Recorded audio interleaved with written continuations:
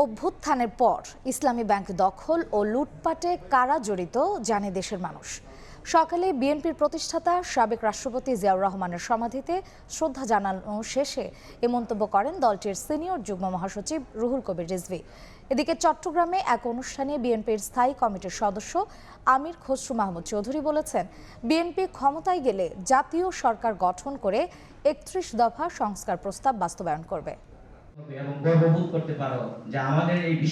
নির্বাচন না সংস্কার, এমন যুক্তিতর্ক আলোচনায় বেশ সরগরম রাজনৈতিক অঙ্গন। রাজনৈতিক দলগুলো বলছে সংস্কার একটি চলমান প্রক্রিয়া, যা নির্বাচিত সরকারই করতে পারে সুনির্দিষ্টভাবে। এমন পরিস্থিতিতে বিএনপি নেতারা বলছেন, সংস্কার করতে গিয়ে যেন নির্বাচন বিলম্বিত না হয়। দলটির স্থায়ী কমিটির সদস্য আমির খসরু মাহমুদ চৌধুরী চট্টগ্রামে এক অনুষ্ঠানে বলেছেন, বিএনপি ক্ষমতায় গেলে জাতীয় সরকার গঠন করে ৩১ দফা সংস্কার প্রস্তাব বাস্তবায়ন করবে। হাসিনার পরবর্তী বাংলাদেশ কি হবে সেটাকে চিন্তা করে আমরা ১.৫ বছর আগে দিয়েছি, আর বেগম খালেদা দিয়েছে ৬ বছর আগে ভিশন 2030। আমরা জাতীয় সরকার করে ৩১ দফার সংস্কার পরিপূর্ণভাবে বাস্তবায়ন করব। এই ব্যাপারে কারো মনে সন্দেহ থাকার কিছু নেই। বাংলাদেশের মনোজগৎ পরিবর্তন হয়ে গেছে। বাংলাদেশের মানুষের তাদের আকাঙ্ক্ষা অনেক বেশি, যারা সেটা অনুধাবন করতে পারবে না, ধারণ করতে পারবে না এবং অ্যাকর্ডিংলি কাজ করতে পারবে না, তাদের জন্য আগামী বাংলাদেশ কঠিন হয়ে যাবে।